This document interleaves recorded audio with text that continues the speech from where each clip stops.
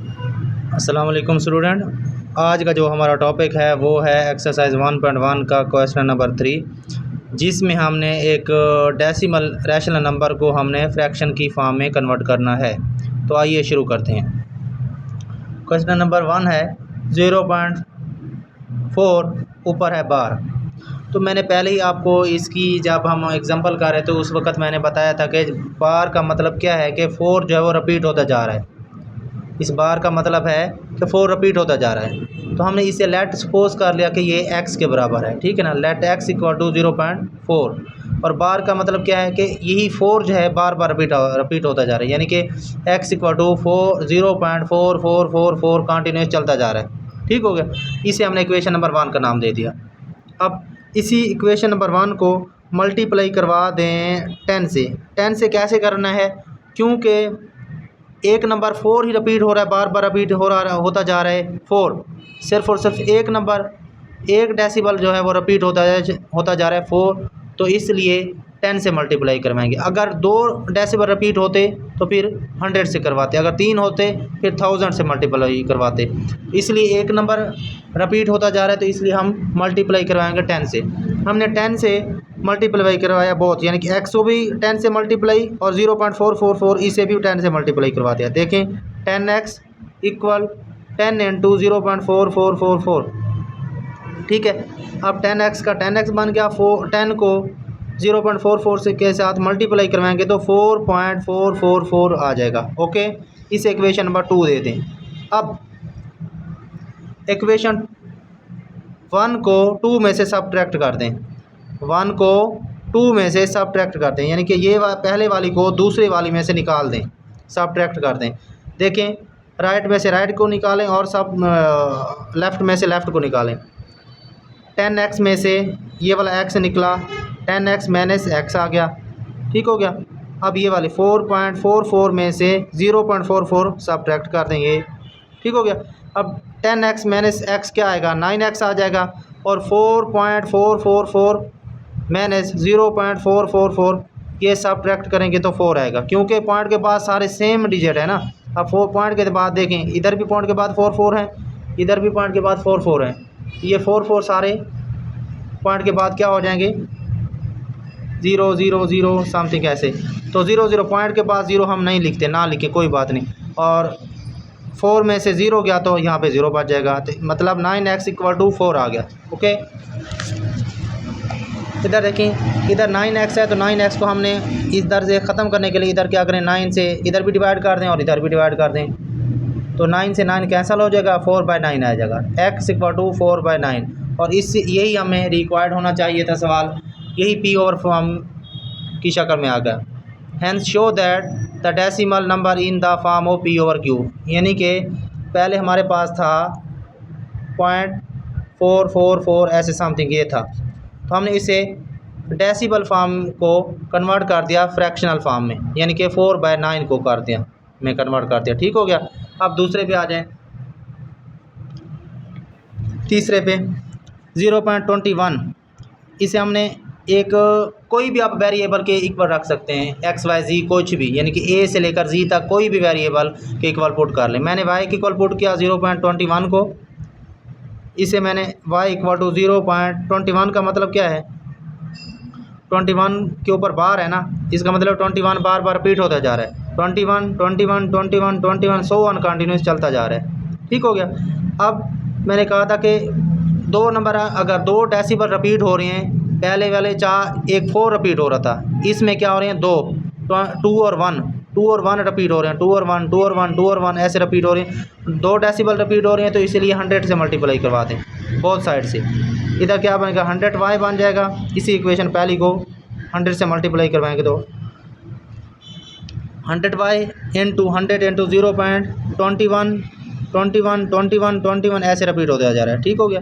अब 10y equal to, अब 100 को मल्टीप्लाई इससे कराएंगे, मल्टीप्लाई कर देंगे तो 21.21 ऐसे ये आ जाएगा। इक्वेशन नंबर 2 पहले की तरह इसी में से इसको सब्ट्रैक्ट करते हैं, यानी कि इक्वेशन नंबर 2 में से 1 को सब्ट्रैक्ट करते हैं। सब्ट्रैक्टिंग 1 फ्राम 2 में से 1 को सब्ट्रैक्ट करें, यानी कि 100y में से y निकाल दें और 21.21 में से 0.2021 सब्ट्रैक्ट करें।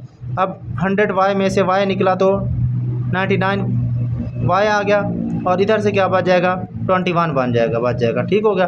अब 99 जो है y के साथ क्या हो रहे हैं, मल्टीप्लाई हो रहे हैं, तो इधर आके डिवाइड हो जाएंगे 21 वाली साइड पे, तो y इक्वल टू 21/99।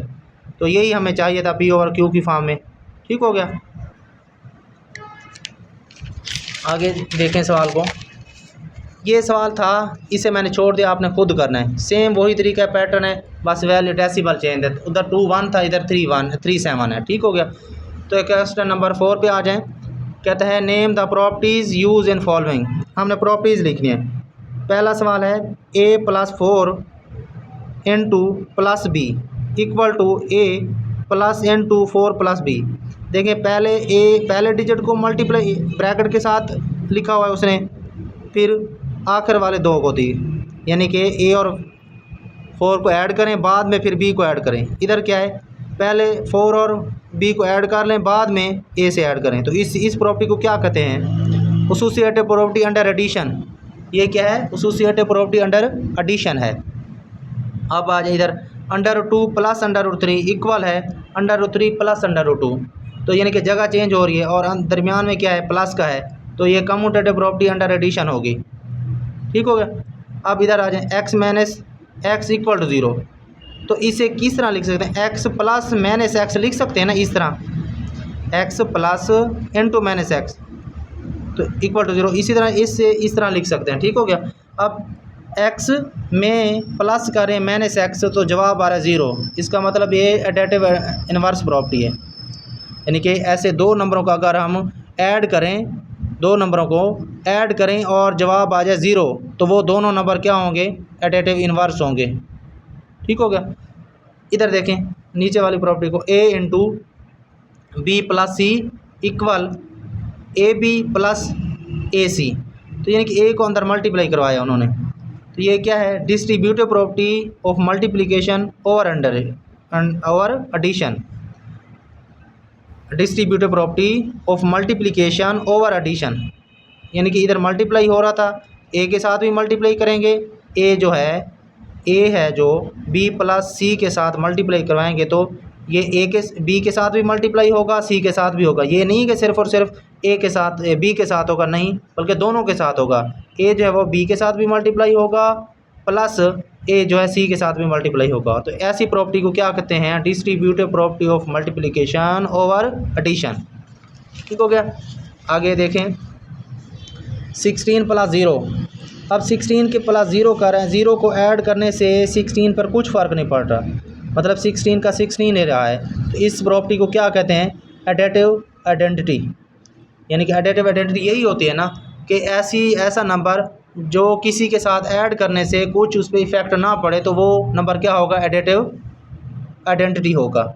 यानी कि 16 के साथ 0 हमने ऐड किया तो कुछ फ़र्क नहीं पड़ता, 16 का 16 ही रहा। इसका मतलब ये क्या है, एडिटिव आइडेंटिटी है। अब इधर नीचे वाले को देखें, 100 × 1 इक्वल टू आ रहा है 100। ये भी वही कि ऐसा नंबर जिसको किसी भी नंबर के साथ मल्टीप्लाई करवाएं तो उस ओरिजिनल नंबर पे कोई इफ़ेक्ट ना पड़े। यानी कि 100 था, उसके साथ मैंने 1 मल्टीप्लाई करवाया तो 100 ही रहा, कोई चेंज नहीं आई। इसका मतलब ये है कि 1 क्या है, मल्टीप्लिकेटिव आइडेंटिटी है। 1 क्या है, मल्टीप्लिकेटिव आइडेंटिटी। और ऊपर क्या था, 0 एडिटिव आइडेंटिटी थी। 0 एडिटिव आइडेंटिटी यानी कि 0 को किसी भी नंबर के साथ ऐड करेंगे तो कुछ इफेक्ट नहीं पड़ेगा नंबर पे, वो वही का ओरिजिनल ही रहेगा। तो इसका मतलब 0 एडिटिव आइडेंटिटी है और 1 क्या है, मल्टीप्लिकेटिव आइडेंटिटी है। ओके, नीचे वाले सवाल को देखें, 7वें को, 4 × into 5 × 8 इक्वल 4 × 5 × 8। इधर क्या है कि पहले 5 और 8 को मल्टीप्लाई करवाएं, जवाब जो आएगा उसको फिर 4 से मल्टीप्लाई करवाएंगे। इधर क्या है, पहले 4 और 5 को मल्टीप्लाई करवा दें, जो जवाब आएगा उसको 8 से मल्टीप्लाई करवाएंगे। तो ऐसी प्रॉपर्टी को क्या कहेंगे, associative property over multiplication. Associative property over multiplication. ठीक हो गया। अब इधर देखें, ए बी फिर बी ए है, यानी कि ए बी लिखें और फिर इंटरचेंज कर दें, बी ए लिख दी, तो ये कौन सी प्रॉपर्टी होगी? Commutative property over multiplication, commutative property over multiplication. तो इस आज की वीडियो यहाँ तक थी। इंशाल्लाह ये आपको आपके लिए बेनिफिशियल रहेगी। इंशाल्लाह आगे जो है फिर अगले बुध को हम और लेक्चर तैयार करके आपको देंगे, ठीक है ना।